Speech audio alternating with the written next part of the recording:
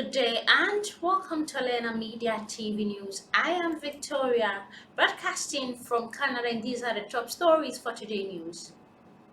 Cracks in South Sudan fragile peace could further harm civilians and show funding for UN investigation in Ethiopia. UN Refugee Agency warns of dire impact from floods in South Sudan as new wet season looms. Bringing you this in detail after the short break. Stay tuned.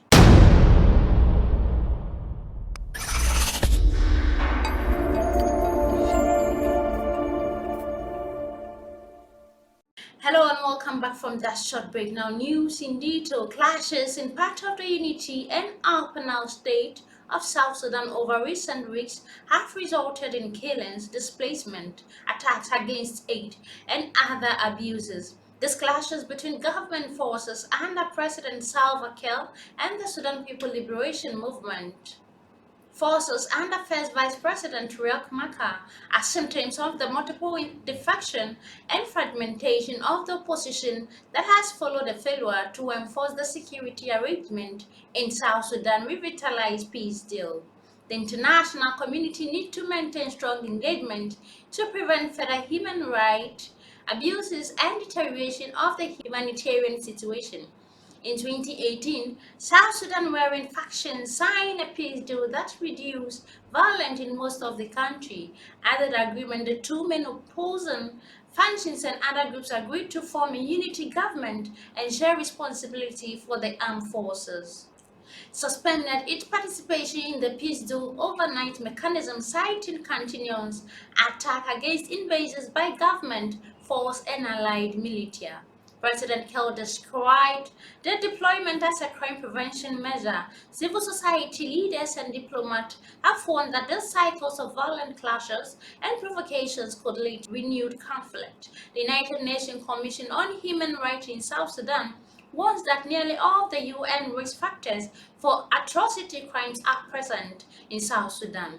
The need for the Commission cannot be more glaring. Its mandate should be renewed by the UN Human Rights Council, including to investigate, collect, and preserve evidence for future accountability processes. Although Kiir and Machar have called for calm, they should publicly issue orders to prevent and end attacks against civilians and civilian property. Parties to the peace deal should take immediate steps to complete the integration of forces, address other outstanding security sector reform issues, and also ensure accountability for abuses by senior officials. South Sudan foreign partners, especially its neighbors, should pressure and incentivize the country leaders to adopt measures to better protect South Sudan civilians who bear the brunt of the appalling political, economic, and social crisis endured by many years of conflict.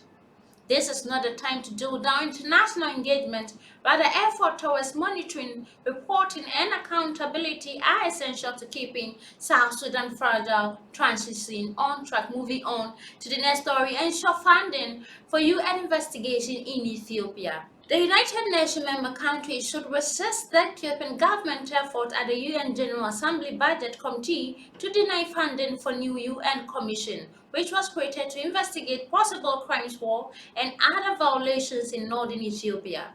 In December, the UN Human Rights Council established the UN Commission of Human Rights Experts on Ethiopia, but first need a budget and staff. Since the outbreak of armed conflict in November 2020 in Ethiopia Tigray region, Ethiopian authorities have rejected calls for international investigation and downplayed or denied serious abuses.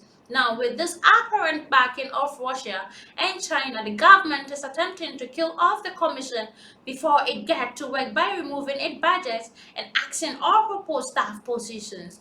UN members should reject Ethiopia's latest effort to prevent scrutiny of its action in northern Ethiopia and ensure that the commission has the resources and staff necessary to investigate the crimes committed by all sides. Ethiopian proposed the founding of the commission is expected to be put to a vote in the UN General Assembly Fifth Committee, which handle budgetary issues later this week. The conflict in northern Ethiopia has involved serious rights violations and left millions displaced.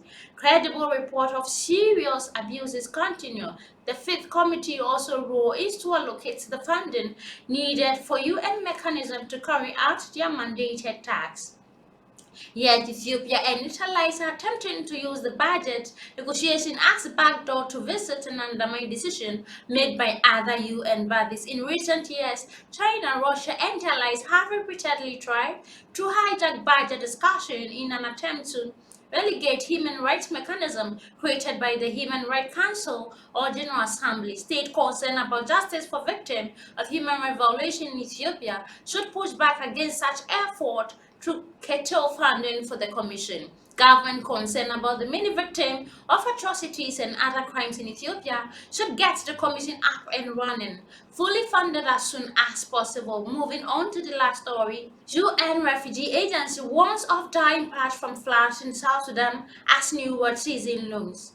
The UN Refugee Agency warns today that prolonged flooding and displacement in South Sudan is expected to worsen when the wet season begins in May. Urgent action is needed to protect already vulnerable population from its worst impact. South Sudan, a fragile country struggling to overcome political and economic challenges since its gaining independence in 2011, has its worst flooding on record in 2021.